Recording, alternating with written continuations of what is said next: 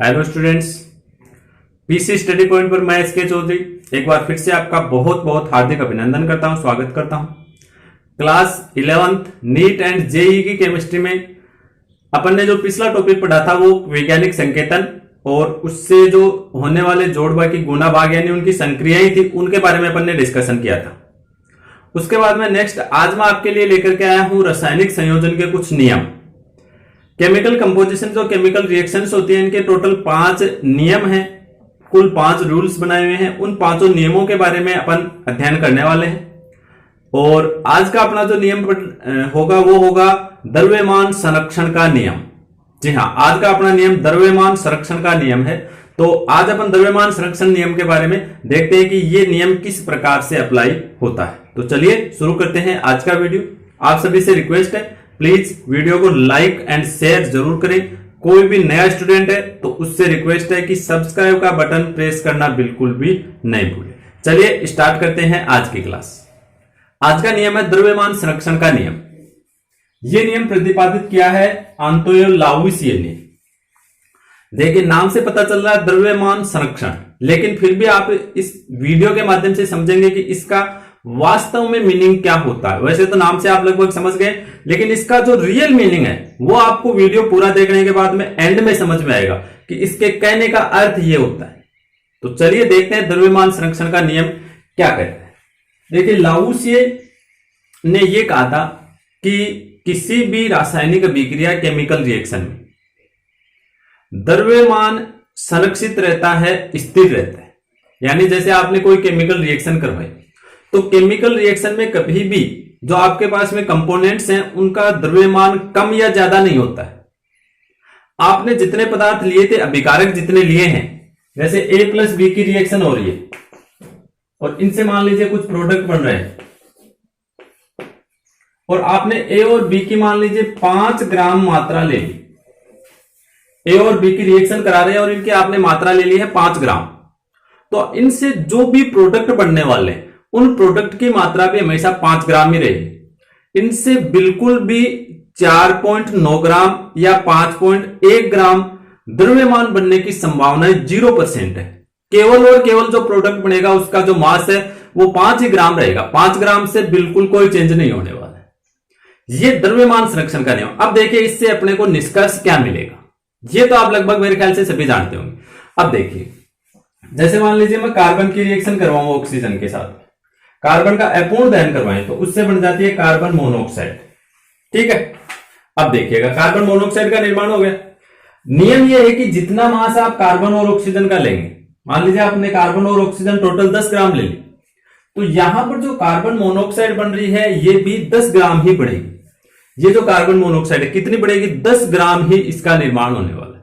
बिल्कुल से भी आप ये नहीं कह सकते कि थोड़ा बहुत भी कम या ज्यादा इसका निर्माण हो सकता है। इसका मतलब यह है कि ये जो रिएक्शन है इसमें देखो इधर एक कार्बन है, इधर भी एक ही कार्बन है, इसमें इधर 2 ऑक्सीजन है, उधर 1 ऑक्सीजन है। इसका मतलब ये पॉसिबल नहीं है क्योंकि द्रव्यमान है वो तो उतना ही रहने वाला है। द्रव्यमान न तो कम होने वाला है न ज्यादा। अब ये कब संभव है? अब देखिए द्रव्यमान संरक्षण के नियम का वास्तविक अर्थ क्या है। इसका मतलब यह है कि रासायनिक अभिक्रिया के दौरान कोई भी परमाणु जो एटम्स हैं उनमें परिवर्तन नहीं होता है। जितने एटम्स आप लेकर के चले हैं उतने ही बढ़ने वाले।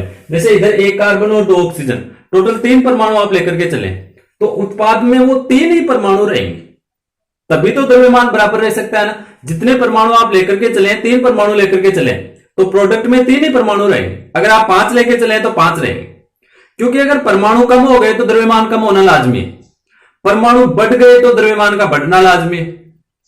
इसका मतलब द्रव्यमान संरक्षण के नियम को दूसरे शब्दों में आप ये कह सकते हैं कि रासायनिक अभिक्रिया के दौरान किसी परमाणु का निर्माण करना या परमाणु का विनाश करना असंभव है, ऐसा कभी भी नहीं हो सकता है। द्रव्यमान संरक्षण के नियम के वास्तविक अर्थ ये। इसका मतलब ये हुआ कि अभी अपने को रासायनिक अभिक्रिया को संतुलित करके लिखना पड़ेगा।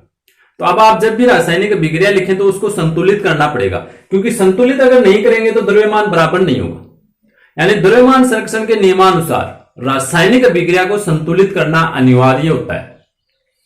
समझ गए? यानी आपको कई बार पूछ सकते हैं कि रासायनिक अभिक्रिया को संतुलित क्यों करते हैं?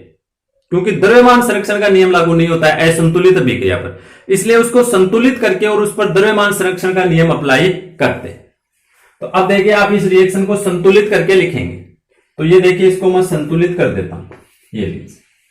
अब देखो इधर 2 कार्बन है तो उधर भी 2 कार्बन है, इधर 2 ऑक्सीजन है तो उधर भी 2 ऑक्सीजन है, यानी आपने विकारकों में जितने परमाणु लिए थे उत्पादों में उतने ही परमाणु, एक भी परमाणु कम या ज्यादा नहीं हुआ। और जब परमाणु कम ज्यादा नहीं हुए इसका मतलब द्रव्यमान में भी कोई परिवर्तन नहीं होगा। दूसरा मान लीजिए पोटेशियम क्लोराइड KClO3 है, इसकी मान लीजिए आपने रिएक्शन करवाई तो बनता है पोटेशियम क्लोराइड प्लस ऑक्सीजन। तो इसको भी अपन क्या करेंगे, संतुलित करके लिखेंगे। ये लीजिए जितने आइटम्स आप लेके चले 2 पोटेशियम 2 क्लोरीन और 6 ऑक्सीजन, तो इधर भी 2 पोटेशियम 2 क्लोरीन और 6 ऑक्सीजन ही आपको प्राप्त होंगे। यानी जितना मास आप लेकर के चले थे आपके पास में उतना ही मास है, मास में कहीं पर भी कोई भी चेंज नहीं हुआ है, जितने एटम आपके पास में थे उतने ही। अब एटम्स जब चेंज नहीं हुए इसका मतलब मास में भी कोई चेंज नहीं हुआ। तो द्रव्यमान संरक्षण के नियम को दूसरे शब्दों में आप ये कह सकते हैं कि परमाणुओं का निर्माण या विनाश संभव नहीं है, और इसका कंक्लूजन ये निकला है कि विक्रिया लिखते टाइम पर उसको संतुलित करना अनिवार्य। तो ये था आज का अपना रासायनिक संयोजन का पहला नियम, द्रव्यमान संरक्षण का नियम आपको कैसा लगा है प्लीज कमेंट करके हमें जरूर बताइएगा। नेक्स्ट नियम देखते हैं अपन नेक्स्ट अगली क्लास में। तो जय हिंद, जय भारत।